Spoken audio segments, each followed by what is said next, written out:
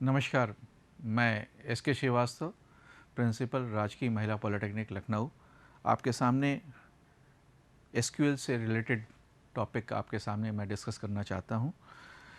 पहली बात तो हमें ये समझना होगा कि एसक्यूएल होता क्या है। एसक्यूएल इस कुछ नहीं है, एक कंप्यूटर की लैंग्वेज है जिसे हम स्ट्रक्चर्ड क्वेरी लैंग्वेज कहते हैं। This is a computer language और इस लैंग्वेज का जो एम है, जो ऑब्जेक्टिव है, वो ये है कि हम डेटाबेस में जो हम टेबल बनाते हैं, जिसको हम लोग रिलेशनल टेबल कहते हैं, उस टेबल में हमारा रिकॉर्ड होता है। रिकॉर्ड्स को हम या तो हम नए रिकॉर्ड उसमें जोड़ें या हम उसको अपडेट करें, या कोई एग्जिस्टिंग रिकॉर्ड है तो उसको हम डिलीट करें। अगर ये सारी फैसिलिटीज़ हमारा किसी एक लैंग्वेज की मदद से प्राप्त होता है तो हम कह सकते हैं कि ये डीएमएल ऑपरेशन उस टेबल के ऊपर, उस रिलेशनल टेबल के ऊपर मेरा परफॉर्म हो रहा है। तो SQL is a standard language for relational database management system. Relational database का मेरा कॉन्सेप्ट ये है कि रिलेशनल डेटाबेस उसे कहते हैं जब हमारे पास कोई टेबल 1 और टेबल 2 दो है। जैसे मान लीजिए कि यहाँ पे टेबल 1 में हमारा पहला एट्रीब्यूट रोल है और दूसरा हमारा पास नाम है। यहाँ पे मान लीजिए रोल है और यहाँ पे मान लीजिए कि मार्क्स है। ये दो एट्रीब्यूट हैं। जैसे रोल 1 नाम है अमित, यहाँ पे रोल 1 है, यहाँ पे पाया उसने 70 नंबर। यहाँ पे रोल 2 है, इसका नाम है राम और इसने पाया 35 नंबर। रोल नंबर 3 है जिसका नाम है आदेश और इसने पाया है suppose 79 number.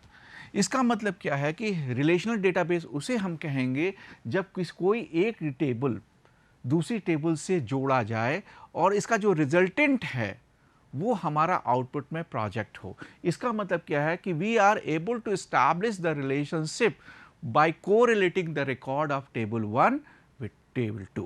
This is called relational database. Now, what we have, हमें ये देखना होगा कि इसमें ट्रांजैक्शन की बात भी होनी चाहिए। तो ट्रांजैक्शन कंट्रोल इंक्लूड करता है जो हम पहले स्टेप से आखिरी स्टेप्स के बीच में जितने भी स्टेप्स इन्वॉल्व हो रहे हैं, सारे के सारे स्टेप्स हमारे ये ट्रांजैक्शन मैनेजर या transaction control include the command specifying from beginning till and. Integrity क्या होता है कि इंटीग्रिटी किसी भी डेटाबेस सिस्टम की हम लोग को प्रिजर्व करनी होती है, जिससे क्या होता है कि अगर हम कोई इंटीग्रिटी हमारी वायलेट नहीं होनी चाहिए।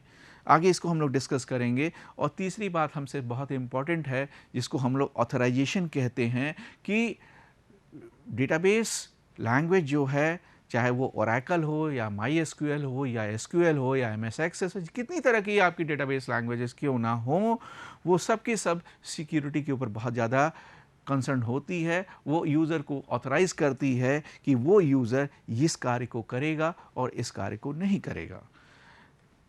अब हम पहली बात आते हैं कि एसक्यूएल में जो पहली लैंग्वेज हमने कहा आपको, that is called DDL, data definition language है।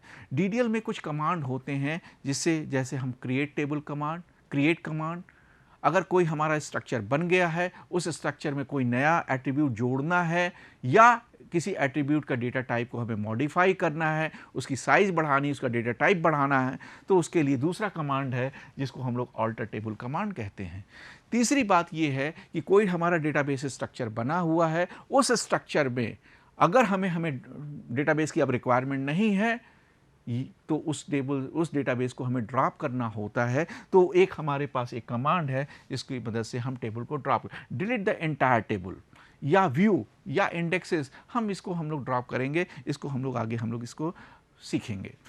अगली बात, अगली लैंग्वेज जो होती है जिसको हम लोगों ने डीएमएल कहा है, इसमें क्या होता है कि कोई रिकॉर्ड हमारा इंसर्ट हुआ है तो इंसर्ट करने की फैसिलिटी हमको देता है, डिलीट करने की फैसिलिटी देता है और अपडेट करने की फैसिलिटी देता है। जैसे हमने कहा किसी बच्चे का नाम राम है और उसका नाम बाय मिस्टेक हमने राम इंसर्ट कर रखा है, उसको अपडेट करना है, राम सिंह करना है, तो that facility that has to be provided by the modifying command that is called update.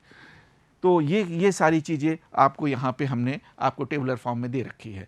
तीसरा कमांड जो होता है जो डेटा को कंट्रोल करता है, जिसको हम DCL कहते हैं, जैसे है ग्रांट है, रिवोक है, कमिट है, रोल बैक है, इस तरह के कुछ कमांड्स होते हैं। और एक हमारी क्वेरी लैंग्वेज, जैसे हमने आपको पहले बता रखा है कि डेटाबेस सिस्टम दो तरह की लैंग्वेज सपोर्ट करता है, एक डेटाबेस स्कीमा को सपोर्ट करता है, एक क्वेरी को सपोर्ट करता है। उसी में एक क्वेरी डेटा क्वेरी लैंग्वेज जिसमें हमारा सेलेक्ट कमांड चलता है। इसको एक एक करके हम लोग सारे कमांड को देखते हैं। ये सारे कमांड्स अभी हमने आपको देखा कि statement are use for defining the database structure. हमने क्या किया है कि DDL क्या करता है, ये एक ऐसा स्टेटमेंट है जिससे हमारे किसी भी स्ट्रक्चर को डिफाइन कर सकता है। जैसे हमने आपको कहा कि एक हम स्टूडेंट टेबल लेना चाहते हैं, इसके एट्रीब्यूट मान लीजिए रोल है, नेम है, डेट ऑफ बर्थ है और सपोज करिए सिटी है। अब ये क्या है कि रोल है, तो रोल क्या है, एक एट्रीब्यूट है और वो एट्रीब्यूट का एक डेटा टाइप होगा। वो डेटा टाइप भी अभी हम डिस्कस कर रहे हैं, 4 तरह के होते हैं। जैसे मान लीजिए ये कैर है, इसकी साइज हमने कर दिया 1। इसी तरह से नेम है, इसको हमने कहा कि ये वैर कैर है, इसकी साइज हमने कर दिया 50। और ये कहा date of birth, by default इसकी डेट टाइप फील्ड होती है और इसकी साइज भी फिक्स होती है, दैट इज़ 8 कैरेक्टर। इसके बाद हमने कहा सिटी, ये कहा हमने कैरेक्टर है और इसकी साइज हमने कहा। ये एक स्ट्रक्चर बना और ये स्ट्रक्चर का नाम हमने कहा स्टूडेंट टेबल मान लीजिए।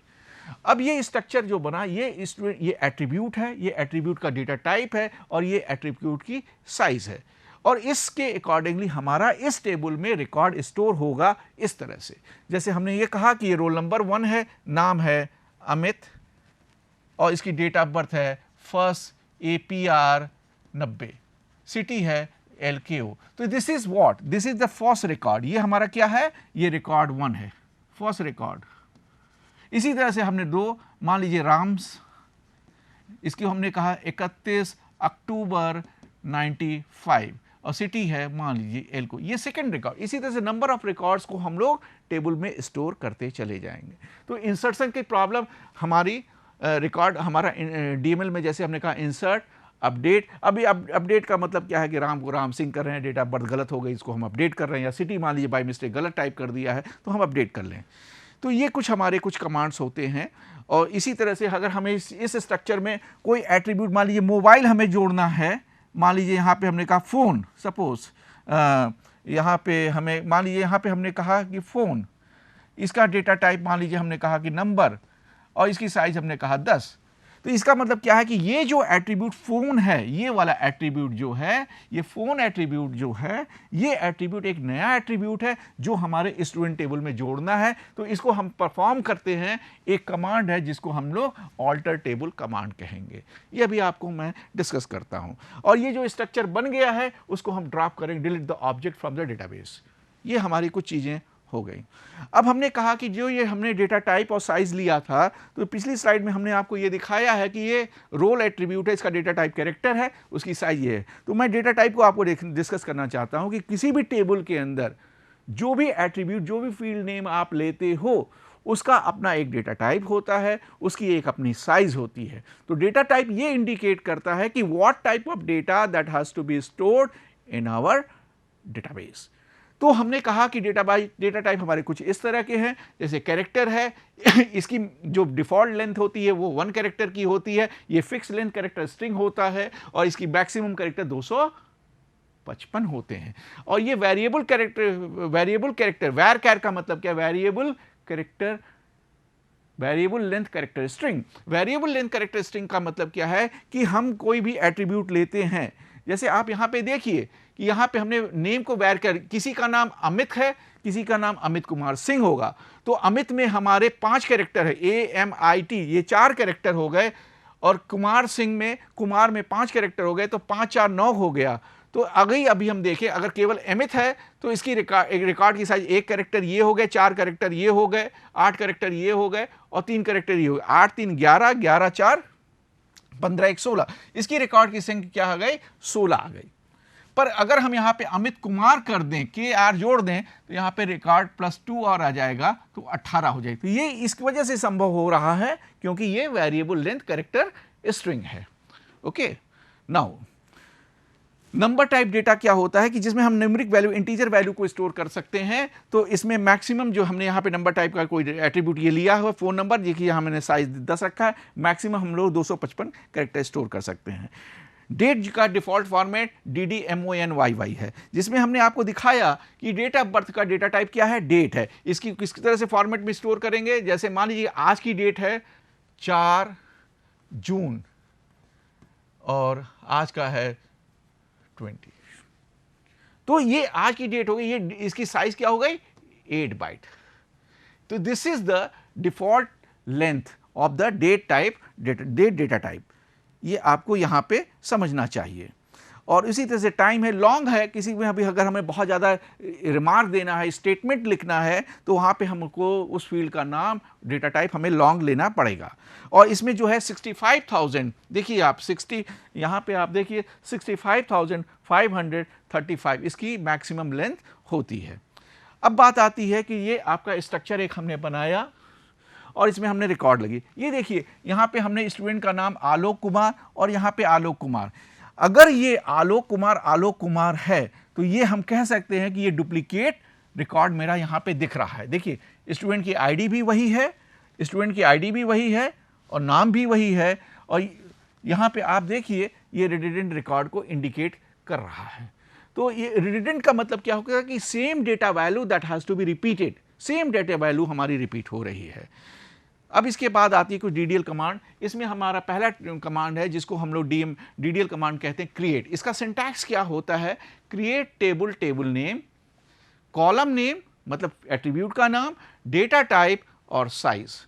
उसी तरह से फिर दूसरा कॉलम नेम मतलब एट्रीब्यूट का नाम, डेटा टाइप, साइज। इस तरह से जितने भी एट्रीब्यूट आपको किसी भी डेटाबेस सिस्टम में डिफाइन करने हैं, all the attribute name along with their data type and size we can define in their create table command. Now this is the example create table student जो अभी हमने पिछली स्लाइड में बनाया है। ये देखिए ये हमारा स्ट्रक्चर है, इसी को हमने क्रिएट टेबल कमांड से यहाँ पे दिखाने का प्रयास किया है। Create table student, student ID, character data type 4, student name var char 2, size 15, date of birth, date, city var char 2, size 12। तो this is the create table, this is the example of create table command. Now अगर ये table हमारी बन गई है और हमें अब जरूरत नहीं है तो we can drop the table from the database. तो नाउ ड्रॉप सिंटैक्स क्या है, drop table, table name. This is the syntax, drop table, table name. ये क्लियर हो गई बात। इसी तरह से अभी हमने आपको कहा कि टेबल में एक नया एट्रीब्यूट जोड़ना है। नया एट्रीब्यूट हमने कहा था कि मोबाइल नंबर आपको जोड़ना है। ये देखिए ये वाला एट्रीब्यूट आपको जोड़ना है, फ़ोन नंबर आपको जोड़ना है। तो इसको हम जोड़ेंगे कैसे, तो इसके लिए हमारे पास एक कमांड है alter table, table name. Table का नाम क्या है, स्टूडेंट। ऐड क्या, वो एट्रीब्यूट का नाम क्या है, फोन। उसका डेटा टाइप क्या है, नंबर। ये आपने कहा नंबर, और इसकी साइज क्या है, 10। अगर हम इसको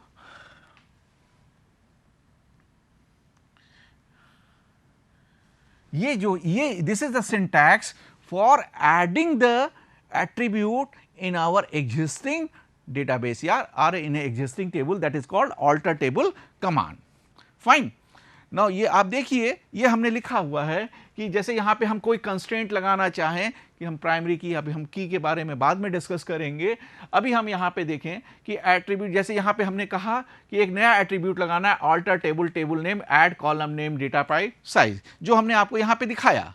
ये अभी हमने क्वेरी क्या लिखा, ये देखिए query alter table, table name, add phone number, और डेटा टाइप क्या है, फोन, डेटा टाइप क्या है, नंबर, और इसकी साइज क्या है, 10। तो this is the command by which we are able to alter the structure of a existing database. Fine, आगे चलते हैं।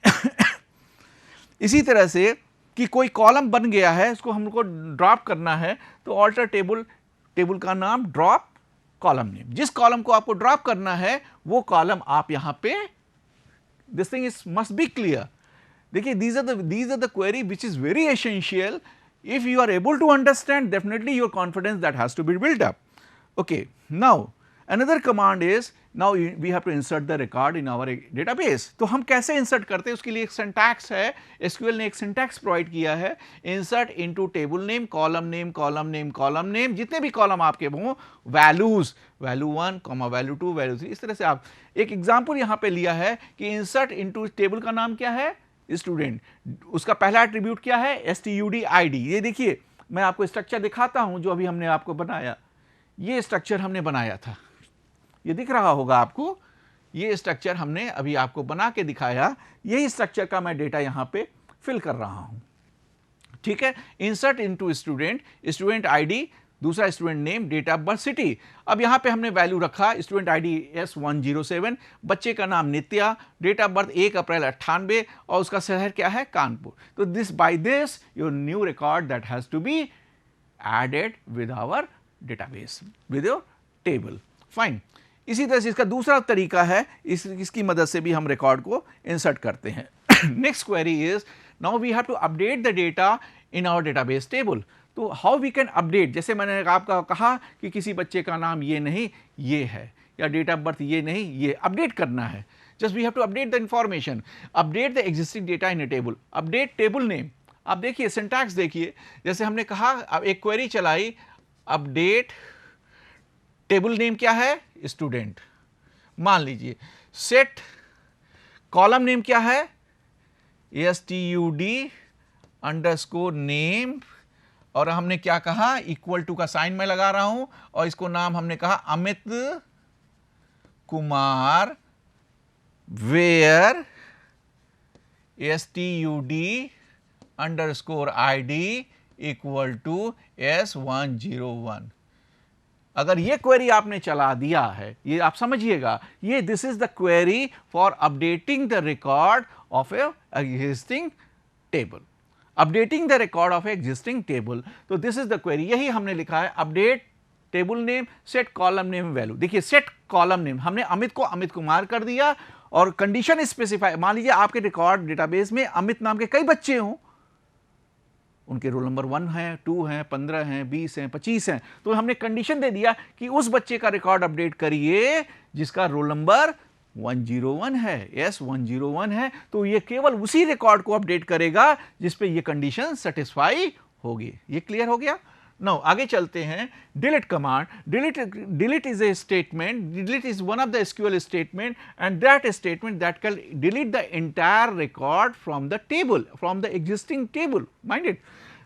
अब क्या है कि मान लीजिए हम चाहते हैं कि केवल स्पेसिफिक रिकॉर्ड ही डिलीट हो, तो उसके स्पेसिफिक रिकॉर्ड करने के लिए आपको कंडीशन स्पेसिफाई करनी होगी। तो कंडीशन हम कैसे स्पेसिफाई करेंगे, ये देखिए, delete from table name where such condition, condition दिया हमने, और अगर हमने लिख दिया डिलीट फ्रॉम स्टूडेंट, इसका मतलब क्या हुआ, सारे all record must be deleted, all record must be deleted, must be deleted. यहां पे देखिए हमने नोट लिखा है कि where clause in delete statement will delete the specific record, otherwise entire record will be deleted. This thing must be clear, ये कोई doubt तो नहीं। आगे चलते हैं, DQL कमांड में, data query language, this is the command that can be used for managing the data and schema of the object. Select statement for retrieving the data from the relation. Select statement क्या करता है, data को retrieve करता है। तो कैसे का select asterisk from table name, ये क्या करेगा, जितने भी हमने रिकॉर्ड यहाँ पे डाल रखे हैं, देखिए आप यहाँ ये हमने रिकॉर्ड डाला था, जैसे 1 2 रिकॉर्ड यहाँ पे डाले थे, तो ये 2 रिकॉर्ड हमारा सेलेक्ट कमांड हमारा रिट्राइव कर देगा, ठीक है। क्लियर हो गई बात। उसी तरह से अगर हम चाहें तो कोई कंडीशन दे सकते हैं, select column name from table name, select field will display the record. अगर यहां पे सच कंडीशन दे दिया, अगर हमने कहा कि उसी हमारे टेबल में 100 रिकॉर्ड हैं, और हमने कहा कि आलोक नाम का जितना रिकॉर्ड हो, जिसका नाम आलोक हो, उनके रिकॉर्ड आप डिस्प्ले करो, तो कंडीशन स्पेसिफाई कर दिए, तो हमारा वही रिकॉर्ड आपका डिस्प्ले आएगा। जैसे मान लीजिए कि हमारे टेबल में, एक टेबल में नाम है आलोक राम, मान लीजिए ये है, ये टेबल का है। अगर हमको आउटपुट में क्या चाहिए कि डुप्लीकेट रिकॉर्ड ना आए, डुप्लीकेट वैल्यू ना आए, तो उसके लिए एक हमारे पास क्लास यूज किया जाता है। बट यहां पे आप देखिएगा जिसको हम लोग डिस्टिंक्ट क्लास कहते हैं, अगर ये हम चलाएंगे तो यहां पे आउटपुट में केवल मेरा आलोक और राम ही आउटपुट में आएगा। ये क्लियर होना चाहिए। डिस्टिंक्ट ये आपको ये फैसिलिटी प्रोवाइड कर रहा है। आगे चलते हैं, ऑपरेटर्स विथ वेयर क्लास। देखिए बहुत तरह के ऑपरेटर आपने पढ़ रखे हैं रिलेशनल अलजेब्रा के में, equal to, not equal to, greater than, less than, not equal to, like operator, so many in between, ये सारे बहुत सारे ऑपरेटर्स होते हैं।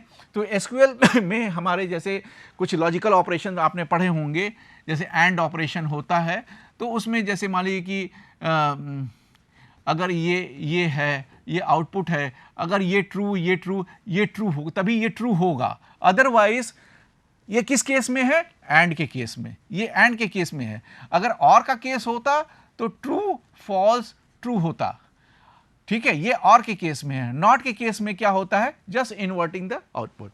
तो यही चीज हमने यहां पे लिया है कि select column name, column table name where condition 1 and condition, अगर ये दोनों कंडीशन हमारी ट्रू होगी तभी मेरा आउटपुट डिस्प्ले होगा, और आर के केस में अगर एक भी कंडीशन मेरी ट्रू होगी तो आउटपुट मेरा आएगा। नॉट के में निगेटिव कंडीशन के साथ मेरा आउटपुट जनरेट होगा। ये हमने कुछ एग्जांपल्स आपको दे रखे हैं। Select student from city where city is Allahabad और सिटी इज लखनऊ। तो अगर ये दोनों कंडीशन आपकी मैच करती होगी तभी आउटपुट मिलेगा, अदरवाइज नहीं मिलेगा। यहां पे और में अगर कोई भी एक कंडीशन आपकी होगी तो आउटपुट आपका मिलेगा। यहां एंड और ऑर दोनों हम ले रहे हैं। तो यहां पे देखिए सर्च कंडीशन में student name Alok Kumar and city Allahabad और लखनऊ, अगर आलोक कुमार इलाहाबाद या लखनऊ का रहने वाला होगा तभी ये आउटपुट जनरेट होगा, अगर ये दोनों कंडीशन मेरी सेटिस्फाई करता हो। सेलेक्ट नॉट के केस में अगर सिटी लखनऊ नहीं है उसके सारे रिकॉर्ड्स को डिस्प्ले करिए, तो that query that can be give the output. Order by class, order by class this is very important class. और इससे क्या होता है कि अगर हमारे टेबल में 1000 रिकॉर्ड हैं और आपसे आपके प्रिंसिपल साहब ने कह दिया कि सारे रिकॉर्ड को एक ऑर्डर में आप डिस्प्ले कराओ, असेंडिंग में करो, डिसेंडिंग में करो, तो ये असेंडिंग के लिए हमारा ये ऑर्डर बाय क्लास होता है, और अगर डिसेंडिंग में करना हो तो ये क्लास यूज करेंगे। तो इसकी सेलेक्ट एस्टिक फ्रॉम टेबल में ऑर्डर बाय सिटी डिसेंडिंग, तो ये डिसेंडिंग में आउटपुट आपका आ जाएगा। मिन मैक्स फंक्शन, ये मिन और मैक्स फंक्शन है, जो जैसे किसी टेबल में मिनिमम हमें निकालना है, इस टेबल से हमें मिनिमम आउटपुट निकालना है, तो मिनिमम हमारा क्या है? तो ये मिन फंक्शन हमारा सेलेक्ट, ये आएगा तो मिन देगा। मैक्स अगर निकालना है तो ये वाला मेरा मैक्स वाला आउटपुट देगा। काउंट करना है तो नंबर ऑफ रिकॉर्ड यहां पे 4 होंगे, ये काउंट का फंक्शन मेरा देगा। तो दिस इज द कुछ some functions that we have to use. इसी तरह से एवरेज है, सम है, तो काउंट भी हमारा हो गया, सम भी हो गया, एवरेज भी हम निकाल लेते हैं। और this is the all about your some functions, and that function, some more function that has to be there. Indexing is very important. What is indexing? Indexing is nothing but कि हम आप किसी भी बुक के में index होता है। Index से आप क्या फैसिलिटी लेते हो कि ए नाम का कौन सा टॉपिक किस पेज पे है, आप सीधा उस पेज पे, वही फैसिलिटी हमारा इंडेक्स कमांड भी यहाँ पे देता है। तो अगर एक कॉलम के ऊपर हम इंडेक्सिंग करते हैं तो उसे हम सिंपल इंडेक्स कहते हैं, उसे हम सिंपल इंडेक्स कहते हैं। अगर एक से ज़्यादा कॉलम के ऊपर हम काम करते हैं तो उसे हम कंपोजिट इंडेक्स कहते हैं। इसका सिंटैक्स है create index, index file name on table name column name, ये सिंपल इंडेक्स हो गया। और इसी तरह से कंपोजिट इंडेक्स की में एक से ज़्यादा कॉलम के ऊपर अगर हम इंडेक्सिंग चला रहे हैं दैट इज कॉल्ड कंपोजिट। और जो इंडेक्स आपने बना रखा है that index that has to be dropped, उसको हम लोग ड्रॉप भी कर सकते हैं। कैसे? Drop index, index file name, इस कमांड से जो हमने इंडेक्सिंग बनाई है उसको हम इंडेक्स को हटा भी सकते हैं। Now join, this is very important feature. देखिए ज्वाइन ऑपरेशन क्या करता है कि हमारे पास एक टेबल से एक या एक से ज्यादा टेबल है, अगर एक ही टेबल के रिकॉर्ड को जोड़ना है तो उसको हमको सेल्फ ज्वाइन कहते हैं। अगर एक से ज्यादा टेबल के रिकॉर्ड को अगर हमें जोड़ना है तो हम इक्वी ज्वाइन को यूज करते हैं। Equi join is nothing but equality operator को यूज करते हैं। इक्वलिटी ऑपरेटर की मदद से हम ज्वाइन ऑपरेशन करते हैं। जैसे सपोज कर ये टेबल है और एक टेबल ये है, देखिए यहां पे एस रोल एक एट्रीब्यूट है और यहां पे रोल एट्रीब्यूट है। इस दो टेबल को हमें जोड़ना है। इसका मतलब क्या है कि ये एस रोल जो है यहां पे ये प्राइमरी की है और ये जो है हमारी फॉरेन की है। की का कॉन्सेप्ट हम डिस्कस करेंगे।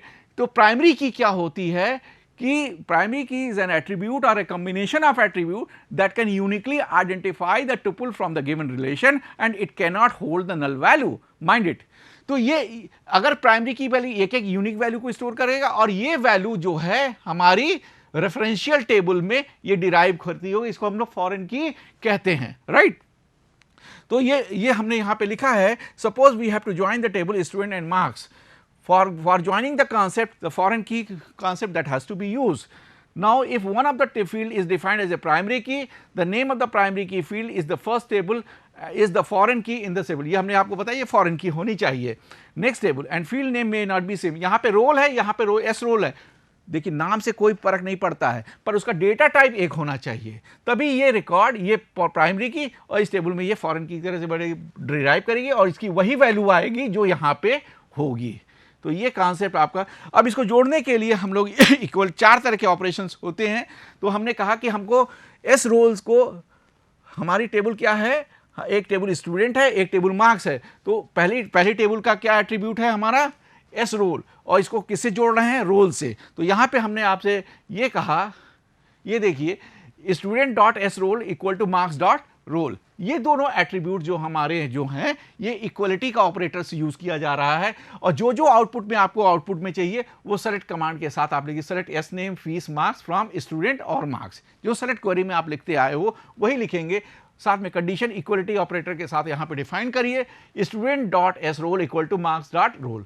दूसरा तरीका है इक्वी ज्वाइन का कि हम स्टूडेंट डॉट एस रोल को मार्क्स डॉट रोल से ही कोरिलेट कर रहे हैं। तो पहली टेबल से जो डेटा हमको रिट्राइव करना है उस टेबल का यहाँ पे नाम लिख दीजिए डॉट एस नेम, और उसी टेबल का फीस है, अगली टेबल का मार्क्स है, कहाँ से ये। तो ये क्या करेगा, ये दूसरा सेकंड मेथड है जिसकी मदद से हमारा इक्वी ज्वाइन परफॉर्म हो रहा है। तीसरा जो है कि किसी भी टेबल का इलियास नेम, उपनाम जैसे हम लोग डिफाइन करते हैं बच्चों, जैसे हमारा नाम एस के श्रीवास्तव है और मेरे घर का नाम कुछ है, तो उसी तरह से इस टेबल का नाम हमने यहाँ स्टूडेंट न लिखा जाए बार बार, तो उसके लिए हमने इसको यहाँ पे एस लिख दिया। इसी तरह से मार्क्स है, इसीलिए इसका उपनाम हमने एम लिख दिया। तो यहाँ पे देखिए select S name fees marks from student space S alias name marks comma marks M where S dot roll. देखो यहाँ पे एस डॉट रोल लिख रहे हैं, यहाँ पे आपने क्या लिखा था स्टूडेंट, यहाँ पे आपने क्या लिखा था बच्चों ये, इसी तरह मार्क्स डॉट रोल, यहाँ पे देखिए एम डॉट रोल। तो ये तीसरा तरीका है अपने रिकॉर्ड को कोटेड,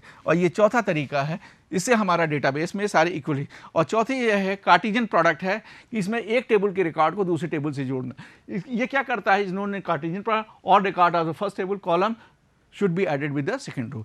तो ये क्या है कि फर्स्ट इस टेबल का रिकॉर्ड इससे जुड़ जाएगा, देखिए यहाँ पे ये जुड़ रहा है।